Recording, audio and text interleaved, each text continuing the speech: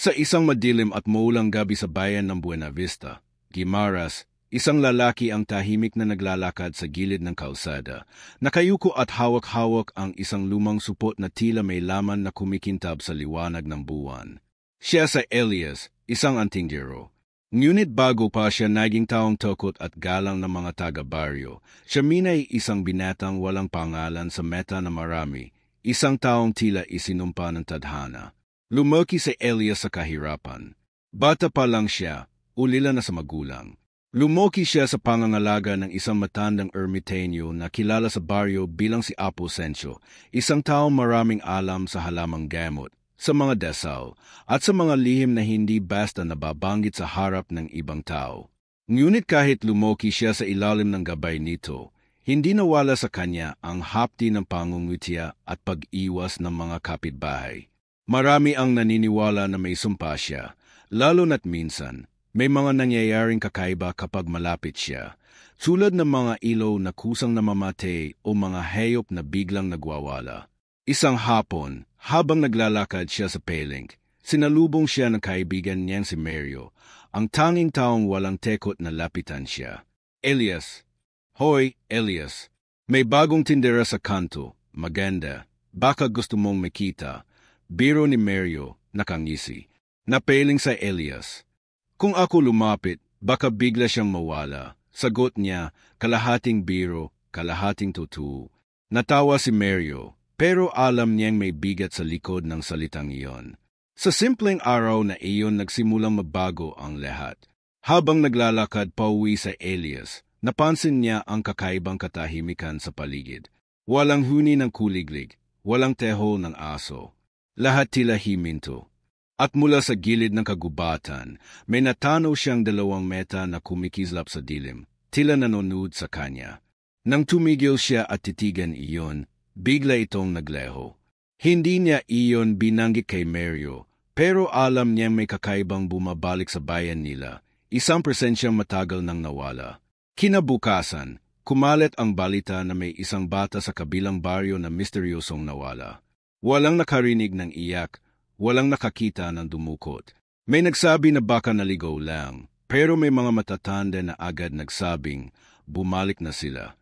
Hindi na kailangang sabihin kung sino ang tinitukoy sa Guimaras. Kapag may nawawala at may naririnig na kakaibang huni sa gabi, isa lang ang naiisip ng lahat, aswang.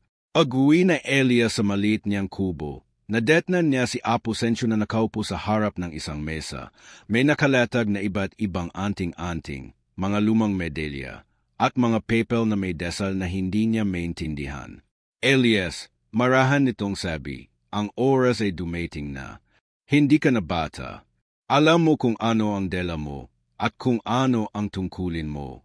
Tahimik lang siyang nakinig, ngunit ramdam niya ang panlalamig ng kanyang mga kamay. Hindi pa siya handa o baka ayaw lang niya. Alam niyang ang pinapahiwatig nito ay ang pagsunod sa yapak ni Apo Sencio bilang tagapagtanggol laban sa mga nilalang ng dilim. Ngunit bago siya nakasagot, narinig nila ang mahaba at nakakakilabot na ayak mula sa malayo. Hindi sigaw ng tao, hindi rin alulong ng aso. Isa iyong tunog na para bang galing sa isang hayop na hindi dapat umiraw. Nagkatinginan sila ni Apo Sencio, at sa titig nito, alam niyang hindi iyon isang karaniwang gabi. Sumunod na gabi, kahit pinigilan siya ni Mario, naglakad si Elias papunta sa kagubatan, dala ang maliit na sako na puno ng asin, bawang, at ang kanyang pinakapayak na anting-anting, isang tansong krus na matagal na niyang shoot. Sigurado ka ba rito? Tanong ni Mario, sumunod pa rin kahit natakot. Kung hindi natin sila titigilan, mas marami pang mawawala. Sagot na Elias, walang lingon-lingon. Habang papalalim sila sa kagubatan, napansin nilang mas tumitindi ang amoy ng nabubulok na karn. Hindi ko gusto to, Elias, bulong ni Mario. Hindi mo talaga magugustuhan, tugon niya. Sa kanilang paglalakad, napansin nilang may mga puno na tila may bakas na matatalas na kuko. At may mga petak ng dugo sa lupa na petuloy na himahantong sa mas madilim na bahagi ng gubat. Pagdating nila sa isang maliit na clearing, nakita nila ang isang lumang kubo na matagal nang iniwan. Ngunit kahit sira-sira na, may liwanag mula sa loob, mahina, parang apoy ng kandila. Dahan-dahan silang lumapit. Sa pagdungo na Elias sa siwang ng pinto, nakita niya ang isang matanda na nakatalikod, abala sa pag-ikot ng isang bagay sa malaking palayok. Ngunit hindi iyon ang nagpayanig sa kanyang kalamnan, kundi ang mga payat na kamay nito na may mahahabang kuko, at ang balikat na anti-unting bumabakat ang buto habang kumikilos, para bang hindi na tao. Bago pa siya makagalaw, bigla itong himinto sa ginagawa, at dahan-dahang lumingon.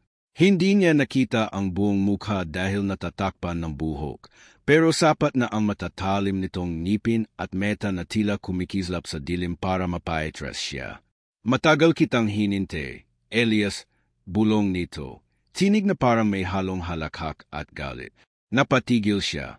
Anong alam nito ang pangalan niya? At bago pa niya masagot ang tanong sa sarili, naramdaman niya ang malamig na simoy ng hangin sa kanyang batok, kasabay ng pagdampi ng isang kamay mula sa likuran. Isang kamay na malamig, mahaba ang mga kuko, at tila may lakas na hindi niya kayang igyupo. Sa isang iglap, ang dilim ng kagubatan ay tila sumara sa kanila, at narinig ni Elias ang tinig ni Apo Sencio sa kanyang isipan. Hindi ka na makakataka sa tadhanang ito. Sa mga sumunod na araw matapos ang insidenteng iyon sa lumang kubo, hindi mapakali sa Elias. Bawat gabi, naiisip niya ang malamig na kamay na dumampi sa kanyang batok at ang tinig na tumawag sa kanyang pangalan. Kahit anong pilit niyang itanggi, alam niya may koneksyon iyon sa nakaraan ng kanyang pamilya. Isang nakaraan na pilit niyang nilimot, ngunit laging bumabalik tuwing may kaguluhan sa baryo. Lumeki sa Elias na walang malinaw na kwento kung sino talaga ang kanyang mga magulang. Ang alam lang niya, namatay daw ang mga ito nang misteryosong masunog ang kanilang bahay noong siya sanggol pa. Walang nakakita kung paano nagsimula ang apoy, pero maraming bulong-bulungan na hindi ayon pangkaraniwan. May ilan pang nagsasabing, hindi apoy ang pumatay sa kanila, kundi sumpa. Ngunit tuwing tatanungin niya si Apo Sencio, laging isa ang sagot, hindi mo pa kailangang malaman. Kaya't sa kabila ng pagpapalaki sa kanya na matanda, lumeki siyang may buta sa puso, isang tanong na walang kasagutan.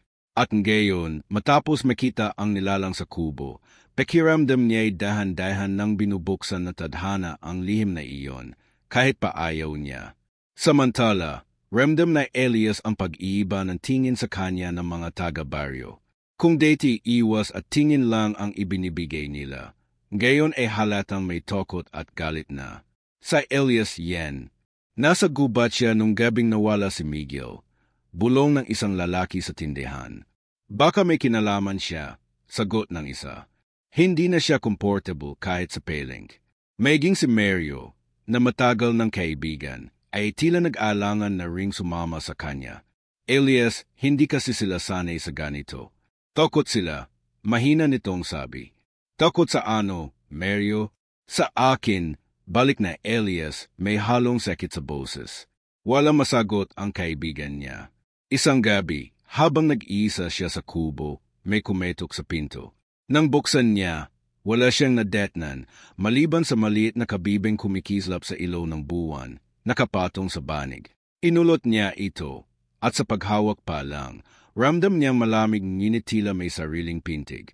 Aglingon niya, nagulat siya nang may isang babae na nakatayo sa lilim ng puno, maputi ang balat na parang naebe, mahaba ang buhok na kulay itim na kumikintab, at nakasuot ng lumang saya na tila gawa sa sinag ng buwan. Hindi mo netatanong kung sino ako, tanong nito, tinig na malumanay ngunit may bigat. Hindi ko kailangan, sagot na Elias kahit naninigas ang katawan. Isa akong diwata ng dagat, tagapangalaga ng mga lihim na pilit itinatago ng tao. At matagal na kitang pinagmamasdan, Elias. Ang hawak mo ay mutya ng dagat, regalo at babala.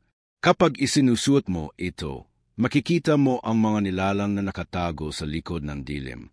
Ngunit tandaan mo, mas makikita mo rin nila ikaw. Kinilabutan siya. Bakit mo binibigay ito sa akin?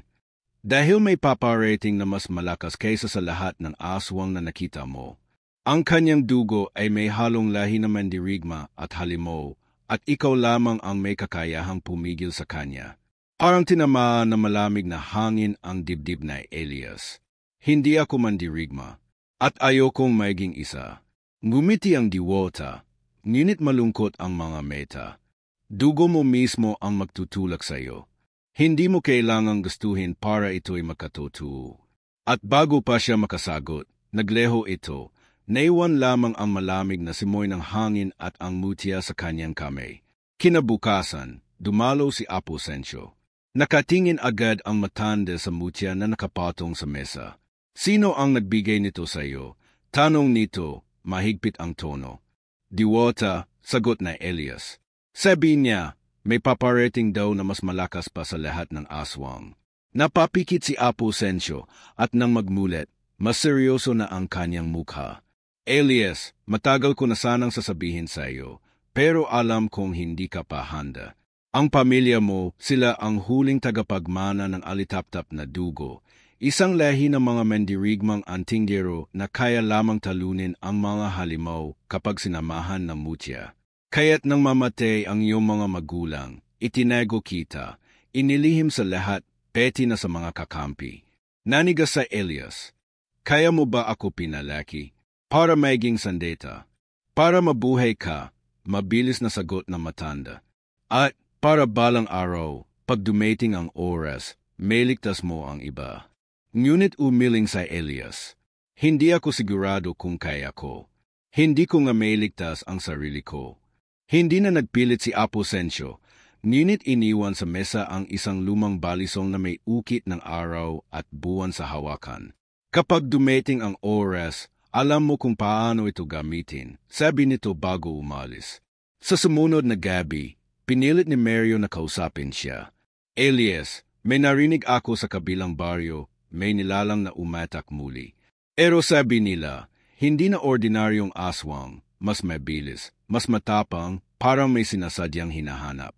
Napetingin sa Elias sa mutya na hawak niya. Baka ako ang hinahanap. Baka nga, sagot ni Mario, nanginginig. Pero kung totoo ang sinasabi nila, kailangan mo nang magsanay.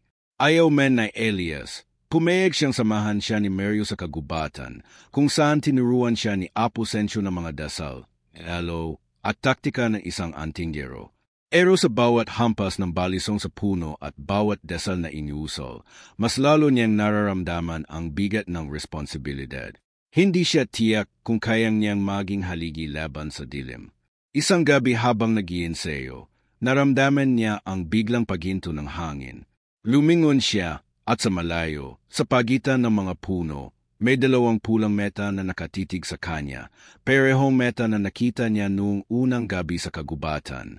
Ngunit ngayon, may kasama itong tinig, malalim at malamig. Maghanda ka, anak ng alitaptap. Matagal na kitang hinahanap. At bago siya makakilos, nagleho muli ang mga meta. Iniwan siya sa gitna ng katahimikan, habang mahigpit niyang hawak ang mutya na tila mas mabilis na tumitibok kaysa sa kanyang puso. Mula nang huling makita na Elias ang pulang mga meta sa kagubatan, hindi na siya nakatulog na maayos. Bawat pikit na meta niya ay bumabalik ang tinig na tumawag sa kanya, haulit-ulit, parang isang sampang ayaw umalis. Alam niyang may paparating, at alam din niyang wala na siyang lusot. Ngunit sa kabila nito, mabigat pa rin ang dibdib niya sa isang sugat na hindi pa naghihilom. Ang pakiramdam na lahat ng taong mahalaga sa kanya ay nawawala o lumalayo.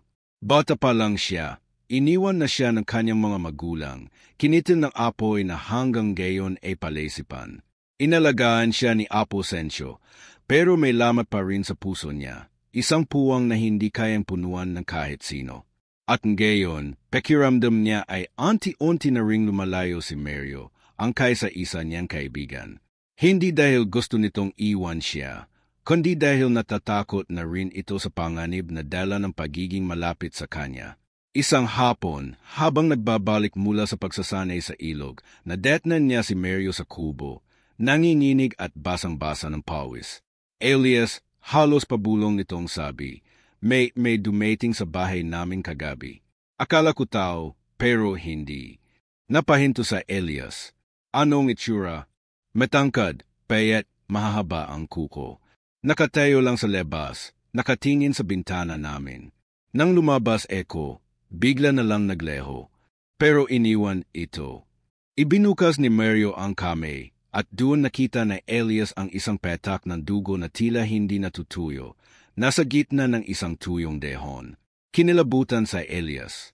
Kilala niya ang ganitong palatandaan. Isang uri ng babala mula sa mga halimaw. Tanda na minarkahan na ang isang tao bilang susunod na biktima. Mula noon, mas lalong tumindi ang kaba ni Elias. Hindi na lang siya ang target, pati si Mario ay nadadamay na. Ngunit sa halip na umatras, mas lalo niyang naramdaman ang bigat ng tungkulin. Kung siya lang, baka kaya pa niyang tumakbo. Pero kung may ibang buhay na nakataya, lalo na ang kaibigan niyang parang kapatid na sa kanya, wala na siyang pagpipilian. Gabi-gabi, bago matulog, nakikinig siya sa paligid. May mga pagkakataong naririnig niya ang mabagal na yapak sa labas ng kubo, pero kapag sinilip niya ay wala namang tao.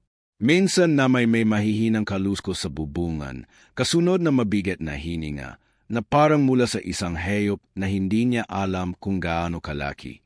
May gabing naramdaman niya ang malamig na simoy ng hangin sa loob ng kubo, kahit sarado ang lahat ng pinto at bintana. Isang gabi, habang nag-iisa, napansin niyang kumikislap ang mutya ng dagat sa mesa.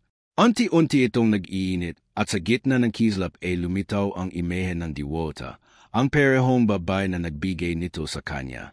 Elias, sabi nito, hindi ka pa handa, ngunit wala ng oras. Ang kaaway ay nagpapadala ng mga anino upang subukin ang iyong loob. Kapag bumigay ka sa tekot, mas lalakas sila. Kapag kumapit ka sa galit, mas mabilis ka nilang masusundan. Hindi kumibo sa Elias. Paano kung wala akong lakas para dito? Paano kung wala akong tapang na harapin sila? Tumingin ang diwata, malamig ngunit mahinahon ang tinig. Hindi mo kailangan maging tapang na walang takot. Ang kailangan mo ay tapang na handang masaktan. At higit sa lahat, kailangan mong piliin kung sino ang handa mong iligtas at sino ang kaya mong iwan. Agkasabi nito, nagleho ang imahe, iniwan siyang mag-isa sa dilim. Hindi niya alam kung anong mas mabigat, ang idea na kailangan niyang lumaban o ang katotohanang baka kailangan niyang magsakripisyo ng isang mahalaga para magtagumpay. Kinabukasan, habang naglalakad sila ni Mario papunta sa paling, napansin nilang kakaiba ang mga tao. Tahimik, halos walang bumabayti. Sa di kalayuan, may nakita silang isang bangkay ng kambing, nakasabit sa puno, wala ng dugo at ang laman loob ay nawala. Elias, bulong ni Mario, ganito rin ang nangyari bago nawala ang pinsan ko dati. Sa gitna ng usapan nila, biglang bumagsak ang isang piraso ng tuyong kahoy mula sa bubungan ng tindahan, tumama sa likod na Elias. Nang lingunin niya, may nakita siyang mabilis na aninong dumaan sa bubungan at nawala sa likod ng mga puno. Hindi iyon normal na tao, masyadong mabilis, masyadong tahimik. Kinagabihan, muling bumisita si Apo Sencio. May dala itong maliit na sisidlan ng langis at mga buto ng bawang. Elias, hindi ito ang oras para mag-alinlangan. Hindi sila maghihintay na maging handa ka. Kung ayaw mong mawala ang mga natitira pa sa iyo, kailangan mong tanggapin ang PayPal mo. Napetingin sa Elias sa kanya. At kung matalo ako, mas masakit ang mawalan ng hindi ka lumaban. Sagot na matanda, diretso ang meta sa kanya. Sa kabila ng tekot, pumayag sa Elias na mag-ensayo muli. Pinag-aralan niya kung paano magbukas ng proteksyon gamit ang mutya, kung paano gumamit ng langis at asin laban sa mga halimaw, at kung paano tumugon kapag may aninong sumusubok pumasok sa isipan niya. Ngunit bawat pagsasanay ay tila isang paalala sa kanya na hindi lang pisikal ang laban na kakaharapin niya. Kailangan din niyang labanan ang sariling pagdududa at tekot na muling mawalan. Isang gabi, matapos ang mahabang ensayo, umupo siya sa gilid ng kubo at tumitig sa buwan. Tatay, nanay, mahina niyang bulong. Kung naririnig niyo ako, sana bigyan niyo ako ng lakas. Ayokong mawala si Mario. Ayokong mawala ang tanging natira sa akin. Ngunit imbes na sagot, dumating ang isang kakaibang katahimikan. Wala ni isang insekto ang humini, wala ring hangin. At mula sa gilid ng gubat, may mga metang isa-isang lumitaw, hindi lang isa o dalawa, kundi dose-dosenang pairs ng mga meta, nakapako lahat sa kanya. Kasunod nito ay ang mababang alingaungaw ng isang tinig, mas malalim kaysa sa deity, at mas malapit. Hindi mo sila lahat maliligtas, Elias. At sisimulan ko sa pinakamahal mo.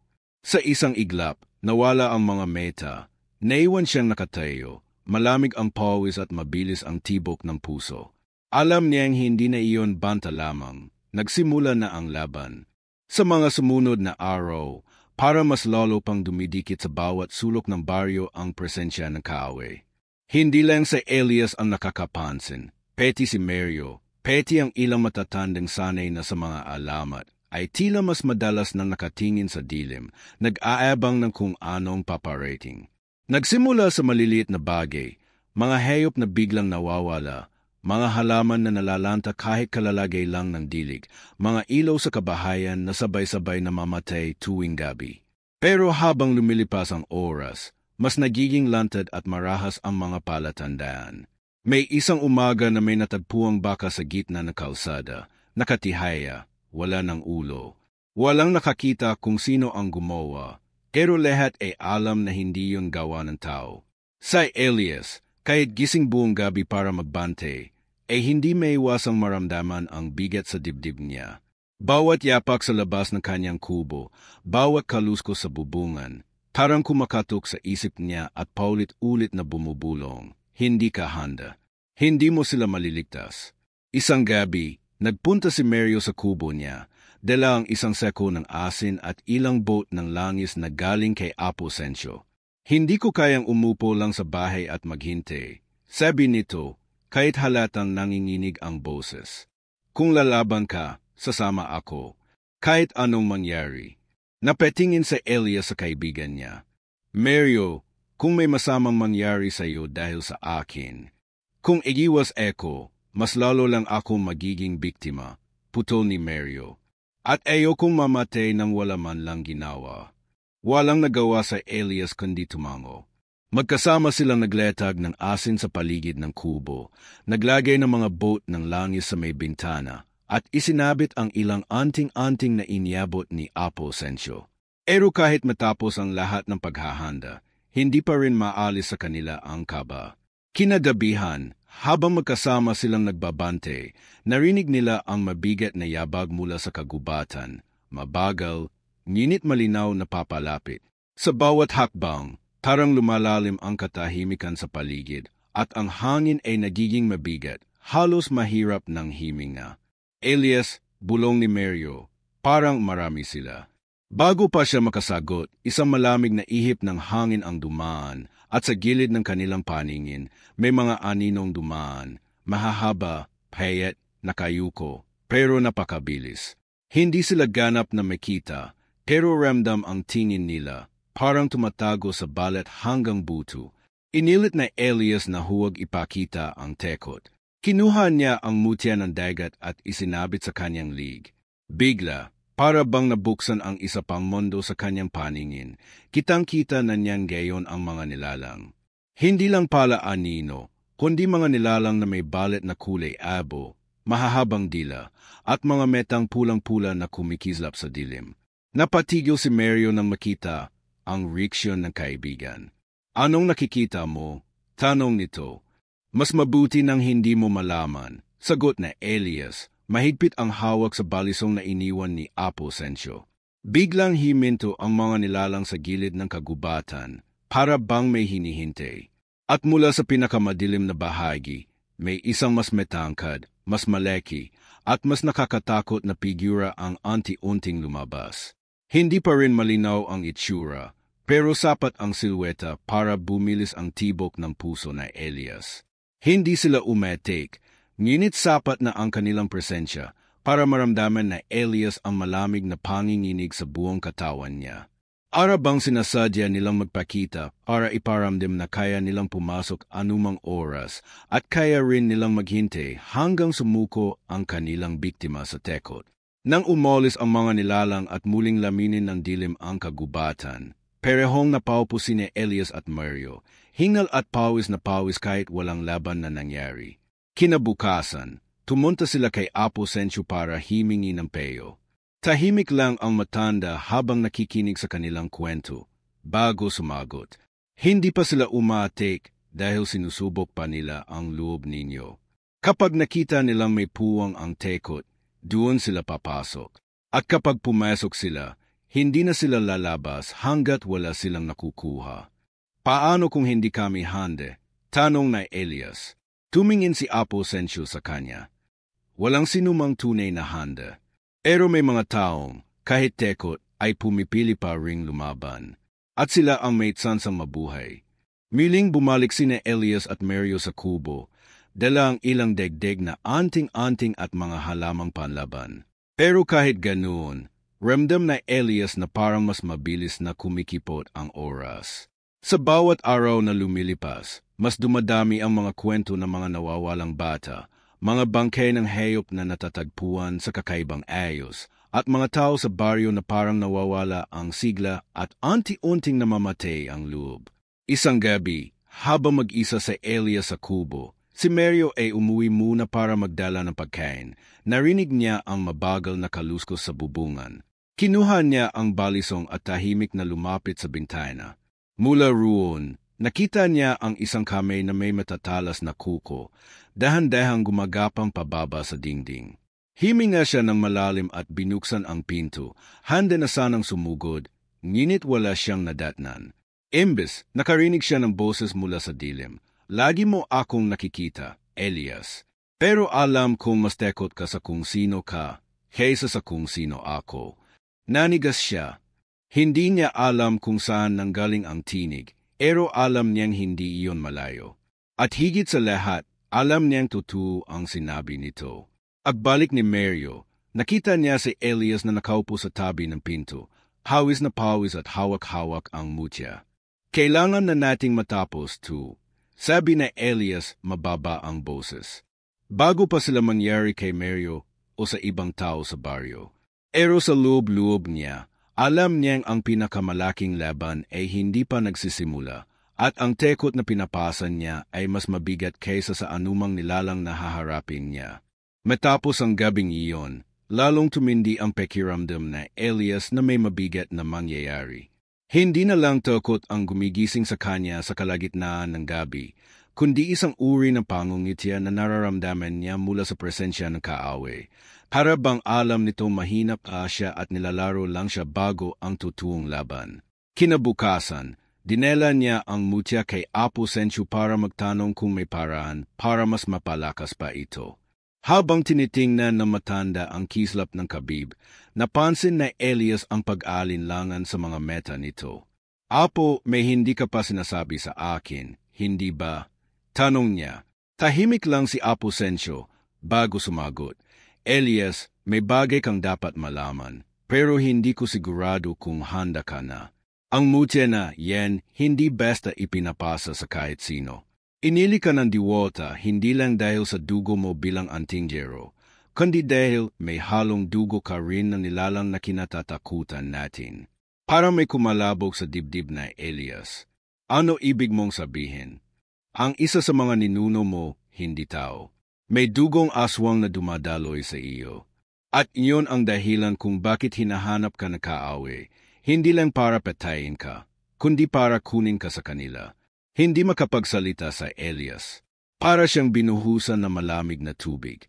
Lahat ng nararamdaman niyang kakaiba mula pagkabata, ang mga kakaibang panaginip, ang lakas na lumalabas tuwing takot siya, at ang paraan ng pagdama niya sa presensya ng ibang nilalang, biglang nagkaroon ng ibang kahulugan. Pag-uwi niya sa kubo, nadetnan niya si Mario, tahimik nakatingin sa sahig. Kailangan nating mag-usap, mahina nitong sabi. Bakit? Tanong na Elias kabado. May tinatago ako sa iyo. Matagal ko na sanang sasabihin, pero natatakot akong magalit ka. Nanlamig sa Elias. Ano yun? Hindi aksidente na nakita ko ang nilalang sa bahay namin. Hinanap nila ako, o mas tama, hinanap nila Teo. Alam ko dahil 1 linggo bago ka umuwi mula sa pagsasanay sa ilog, may lumapit sa akin. Isang babae, maputla, mahaba ang buhok. Sinabi niyang bantayan kita, pero kapag dumating ang oras, kailangan kitang dalhin sa kagubatan sa kanila. Parang umikot ang mundo na Elias. Bakit mo hindi sinabi sa akin? Dahil hindi ko alam kung totoo. Akala ko isa lang siyang baliw o multo. Pero noong nagsimula nang may mawala sa baryo, naisip kong baka totoo ang sinabi niya. At natakot ako na baka ako mismo ang maging dahilan ng kapahamakan mo. Hindi alam na Elias kung mas galit ba siya o mas nasaktan. Ekiramdam niya'y wala na siyang mapagkakatiwalaan. Kaibigan man o tagapag-alaga, lahat ay may tinatago sa kanya. Bago pa sila makapagpatuloy ng usapan, biglang dumilim ang paligid. Para may dumaan na anino sa mismong bubungan ng kubo. Simunod ang malakas na hampas sa dingding at ang mga boat ng langis sa bintana ay isa-isang nabasag. Mario, himanda ka, sigaw na Elias habang kinukuha ang balisong at isinusyot ang mutya. Sa sandaling iyon, nakita niyang hindi lang isa o dalawang nilalang ang nasa labas. Marami sila at parang mas malalaki at mas mabagsik kaysa dati. May ilan na may pokpok, nakalawit mula sa puno, at may ilan na gumagapang sa lupa na parang mga ahas ngunit may mga kamay. Sinubukan nilang harangin ang mga ito gamit ang asin at desal, ngunit sa isang iglap, isang napakalakas na hampas ang tumama sa pinto. Halos matanggal ang bisagra. Mula sa siwang, nakita na Elias ang isang pairs ng pulang meta, pero hindi ito katulad ng mga nakita niya noon. Mas maliwanag, mas malinaw, at mas nakakatakot. Kasabay nito, muling narinig niya ang malalim na tinig. Hindi ka nilikha para labanan ako. Elias, nilikha ka para maging isa sa amin. Napaatras siya, nanginginig ang kamay sa hawak na balisong. Sa gilid ng kanyang paningin, nakita niya si Mario na parang biglang nanigas, nakatitig sa wala. Mario, sigaw niya, pero hindi ito gumalaw. Para bang may himawak sa isip nito at kinuha ang kanyang ulirat. Elias, mahinan ngunit ibang tinig ang lumabas sa bibig ni Mario. Huwag ka nang lumaban. Sumama ka na lang at matatapos ang lahat ng sakit. Nanleki ang meta na Elias. Alam niyang hindi iyon ang tunay na boses ng kaibigan niya, kundi ang mismong kaaway na ginagamit ang katawan nito. Sa gitna ng kaguluhan, naalala niya ang sinabi ni Apo Sencio na kapag nakapasok ang kaaway, mahirap na itong paalisin. Alam niyang wala siyang oras mag-isip. Hinawakan niya ang mutya at pinikit ang meta. Pilit inaalala ang mga dasal na itinuro sa kanya.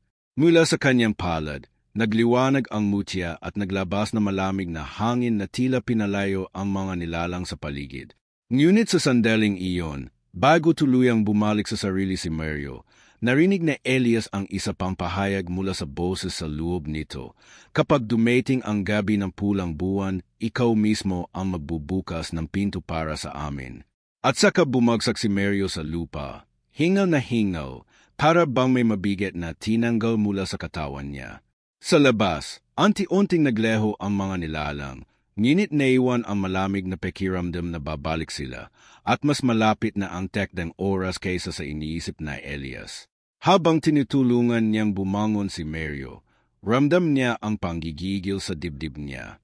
Hindi lang dahil sa panganib, kundi dahil sa katotohanang baka may bahaging totoo sa sinabi ng kaaway.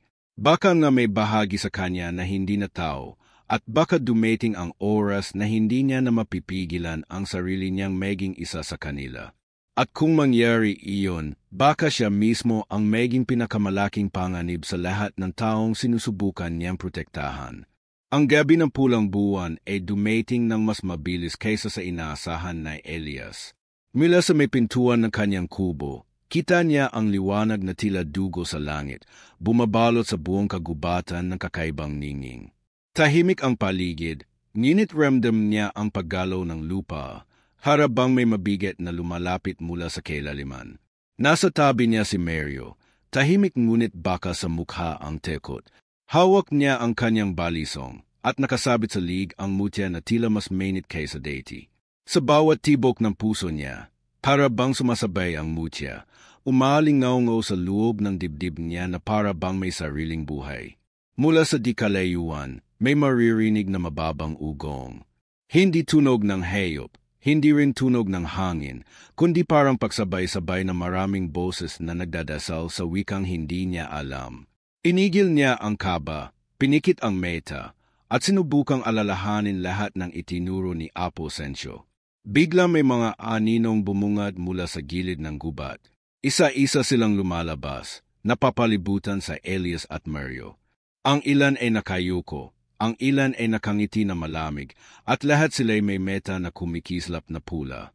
At mula sa gitna ng kanilang hanay, lumabas ang isang nilalang na mas metangkad kaysa sa lahat, ang kaaway. Ang balat nito'y parang pinaghalo ng abo at dugo, at ang mga meta'y walang piti, puro pulang liwanag. Ngumiti ito kay Elias, at ang tinig ay dumiretso sa kanyang isipan. Panahon na, Elias. Halika, alam mo sa sarili mo, isa ka sa amin. Pinilit na Elias na tumayo na matatag. Hindi ako katulad niyo. Hindi ko pipiliin ang dilim. Ngunit natawa lang ang nilalang, mababa at malamig. Hindi mo na kailangang pumili. Kapag bumukas ang buwan, ang dugo mo ang magpapekot sa huling seremonya. At wala kang magagawa. Sumugod ang dalawang nilalang mula sa gilid. Mabilis na inatik na Elias gamit ang balisong, tinamaan ang isa sa lig at tinulak palayo ang isa pa. Mula sa kanyang tebi, himiyaw si Mario habang iniiwas ang isang matalim na kuko na halos tumama sa mukha niya. Ang hangin ay puno ng amoy ng asupre at dugo. Habang lumalaban, naramdaman na Elias na mas bumibilis ang kanyang mga galaw. Harabang may puwersang tumutulong sa kanya mula sa loob. Isang init na nagmumula sa kanyang mga ugat. Alam niyang ito ang bahaging dugo ng nilalang sa kanya, at natakot siya. Ngunit kung gagamitin niya itong gayon, baka ito na lang ang tanging paraan para manalo. Napansin ng kaaway ang pagbabago sa kanya at ngumiti na mas malaki. Ayan, yan ang tunay mong anyo. Sa gitna ng labanan, isang malakas na hampas ng bantot ng isa sa mga halimaw ang tumama kay Mario. Tumilapon siya at bumagsak sa lupa. Walang malay. Napatigil sa Elias, sumigaw ang pangalan ng kaibigan. Ngunit agad na sinunggaban siya ng dalawa pang nilalang. Sa galit at tekot, hinawakan niya ang mutya at sumigaw. Isang sigaw na hindi niya inaasahang magmumula sa kanyang bibig, mababa, parang alon ng kulog. Isang bagso na malamig na hangin ang lumabas mula sa kanya. Tinulapalayo ang mga kalaban. Ang ilan ay bumagsak, nanginginig, at ang ilan ay nagleho sa air na parang usok. Ngunit habang lumalabas ang puwersang iyon, naramdaman na Elias ang isang bagay, para bang may pinto sa loob niya na unti-unting bumubukas. Konti na lang, bulong ng kaaway habang dahan-dahang lumalapit. Muling sumugod sa Elias, gayon ay mas mabilis, mas malakas. Ang mga sugat ng kalaban ay tila lumalalim sa bawat tama ng kanyang balisong. Ngunit ramdam niya rin na sa bawat atik, para may bahagi ng sarili niya na nababago. Ang kanyang paningin, ang tibok ng puso, peti ang tunog sa paligid ay nagiging mas malinaw, mas mabangis. Hanggang sa magtama ang balisong niya at ang matulis na kuko ng kaaway. Isang malakas na liwanag ang sumaybog at sandaling natigil ang lahat ng tunog. Nakatingin sila sa isa't isa at sa mga meta ng kaaway. Nakita na Elias hindi lang ang puot, kundi ang isang uri ng pag-aari. Para bang matagal na itong naghihintay sa kanya. Sa gilid ng paningin niya, nakita niyang gumalaw si Mario, pilit bumabangon kahit sugaitan. Elias, huwag mong hayaang kunin nila ang sarili mo, sigaw nito. At doon, sa mismong sandaling iyon, alam na Elias na may isang bagay na kailangan niyang gawin. Hinugot niya ang mutya mula sa lig at mahigpit na hinawakan. Inikit niya ang meta. Iniisip ang lahat ng mukha ng mga taong pinutektahan niya, lahat ng alaala ng pamilya niya. Peti na ang sekit ng pagkabunyag sa kanyang pinagmulan. At sa isang huling sigaw, sinaksak niya ang mutya sa dibdib ng kaaway.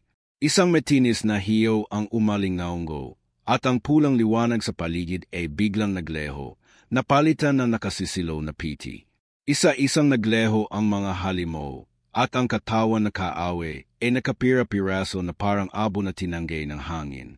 Ngunit habang naglalaho ito, Naramdaman na Elias ang isang malamig na kamay na dumampi sa kanyang mukha. Hindi ito ang katapusan. Elias, ang dugo mo ay akin pa rin. At sa katuluyang nagleho ang nilalang, naiwan sa Elias na hingal, nakaluhod sa lupa.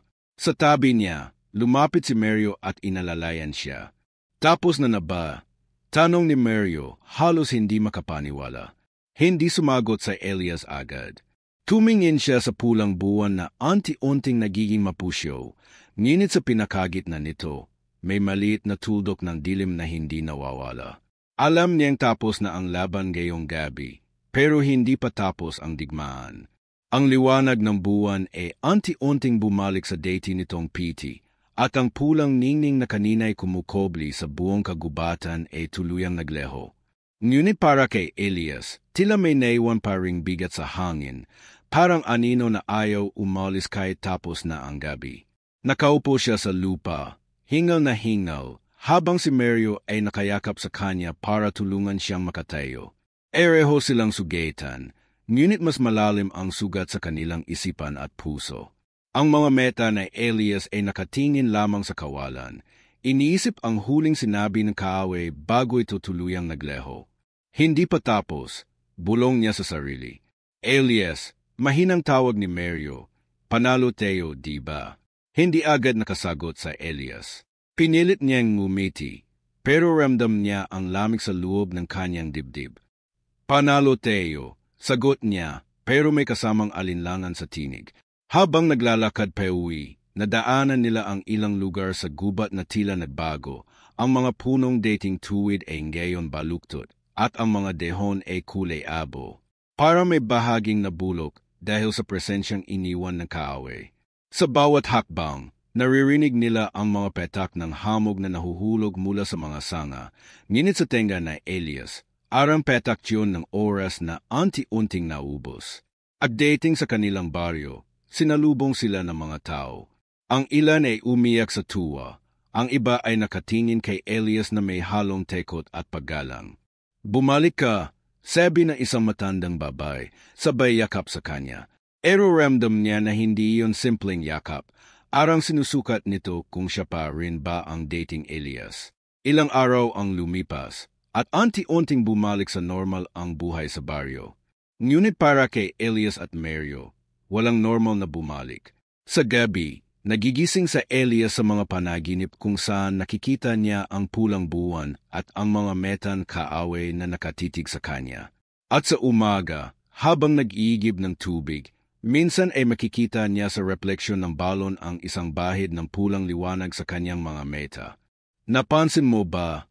Tanong niya minsan kay Mario habang magkasama silang nangingisda sa ilog. Ano? Sagot ni Mario habang abala sa pag-ayos ng lambat. Na parang hindi lahat ng nilalang na yon nawala. Para may natira pa sa loob ko. Natigilan si Mario. Elias, kung totoo yun, hinding-hindi ka aiwan ng baryo. Lalo na ako. Anuman yan, paglabanan natin. Ngumiti sa Elias, pero alam niya may mga laban na hindi kayang salubungin ng lakas lang. May mga laban na tahimik, nangyayari sa loob at walang nakakakita. Isang gabi, pumunta siya sa libingan ng kanyang mga magulang. Doon, sa harap ng mga simpleng betong palatandaan, ibinuhos niya ang lahat ng bigat na tinatago niya. Hindi ko alam kung hanggang kailan ko kayang pigilan, too. Pero ipinapangako ko, hanggat may hininga ako, hindi ko hahayaang laminin ako ng dilim. Parang sumagot ang hangin, dumampi sa kanyang pisngi at inolis ang pawis at luha sa kanyang mukha. Sa sandaling iyon, kahit papaano, nakaramdam siya ng kaunting ginhawa. Lumipas ang mga linggo at nagsimula maghilom ang sugat ng baryo.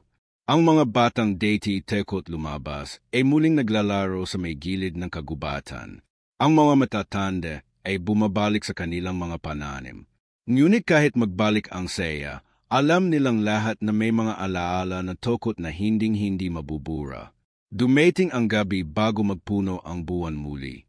Habang nakaupo sa tuktok ng buro, pinagmamasdan na Elias ang kalangitan. Wala ng pulang liwanag, ngunit sa kanyang puso, may bahid ng kaba. Dumating si Mario, may dalang mainit na sabaw. Hindi mo kailangang bantayan ang buwan gabi-gabi. Biro ni Mario, pero alam niyang pareho silang hindi nakakatawa sa sinabi.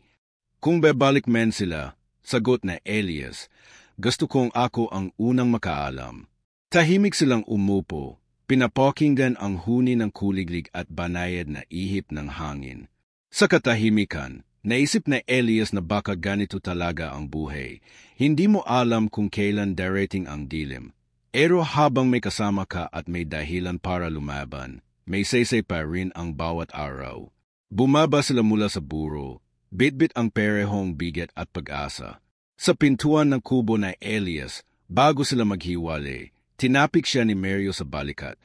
Kung sakaling dumating ulit, yun sabay tayo. Wala nang mag-iisa.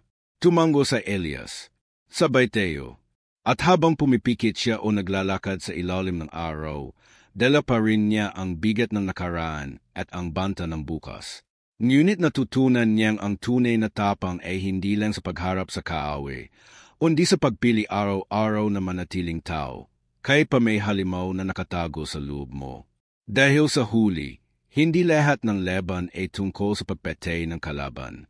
Minsan, ang pinakamahirap na laban ay ang laban sa sarili, at iyon ang laban na hindi mo pwedeng talikuran.